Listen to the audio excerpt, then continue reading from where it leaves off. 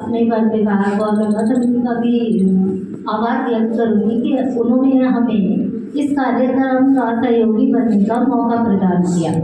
अब जैसे आज आपको पता होगा विश्व पर्यावरण दिवस के उपलक्ष्य में हम सभी लोग यहाँ उपस्थित हुए, ठीक है।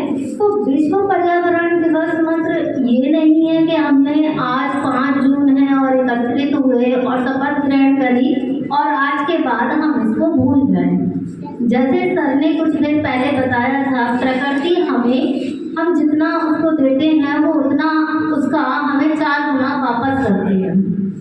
ओके, तो ये चीज हमें हमारे व्यवहार में उतारनी है, खासकर छात्रों के लिए, क्योंकि जो हमारी युवा पीढ़ी होती है वो हमारे आने वाले कल को बेहतर बना सकती है, उनके कंधों पर ये भार होता है। लेकिन आप सोचते हो परिवर्तन एक दिन में आ जाए तो वो पॉसिबल नहीं है। आप देख रहे हो लगातार हमारा जो क्लाइमेट है वो चेंज हो रहा है।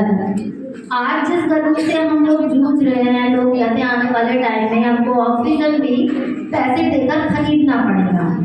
ओके, तो हमें ये चीज देखनी है, इसको सीरियस होकर लेना है। आज मान लो जो चीज मुझे मेरे पूर्वजों से मिली है, मीन्स यानी कि जो वातावरण मिला था, जो प्रकृति से मुझे मिली थी चीजें, मुझे उनको सजो के रखना है।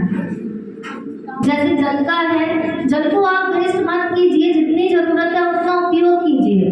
सर ने बताया था कि हम एक पेड़ माँ के नाम। ओके, बिल्कुल प्रकृति हमारी माँ की तरह होती है।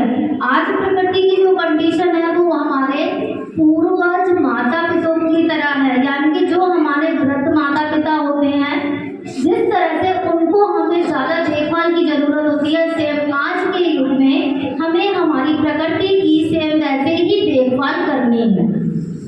और जब हम अपनी प्रकृति कहते हैं ना, जब प्रकृति से मानव ने छेड़छाड़ किया है तब तक प्रकृति ने विनाश किया है। तो जिसका परिवर्तन और विकास का मतलब ये नहीं होता है कि आप विकास के चलते रहते प्रकृति को मतलब नुकसान पहुंचाते चले जाओ। जैसे अभी आपने देखा था हैदराबाद का केस था जहाँ पे सारे जंगल काटे जा रहे थे। तो जो हमारे वन संरक्षण थे, बहुत से NGO थे, उन्हें प्रोटेक्ट करने पहुंचे थे। यानी कि अगर हर व्यक्ति, हर छात्र, हर पर्सन ये समझ ले मेरी रिस्पॉन्सिबिलिटी है कि मैं अपने आसपास के वातावरण को स्वच्छ रखूंगा, हर साल हर महीने एक पेड़ लगाऊंगा, ना पेड़ काटूंगा और ना कटने दूंगा, तो हमारी प्रकृति कभी भी किसी भी उसमें नुकसान नहीं होगा उसका। तो मेरी आप लोगों से ये रिक्वेस्ट है कि जो प्रकृति हमको दे रही है उन चीज़ों को हम सजो के रखें, जिससे कि हमारी आने वाली पीढ़ी ये ना कहे कि हमारे पूर्वज हमारे लिए क्या छोड़ के गए। उनको ऑक्सीजन सिलेंडर कंधे पर लेकर ना घूमना पड़े, उसके लिए आज हमें ये शपथ लेनी पड़ेगी और शपथ के साथ साथ अपने व्यवहार में ये चीज़ें हमें उतारनी भी पड़ेंगी कि हमें हमारी प्रकृति को सुरक्षित रखना है और सतत विकास, यानी कि हमें यूज भी करना है उन चीज़ों का और साथ ही साथ उन चीज़ों को सजोकर रखना है अपनी आने वाली पीढ़ी के लिए।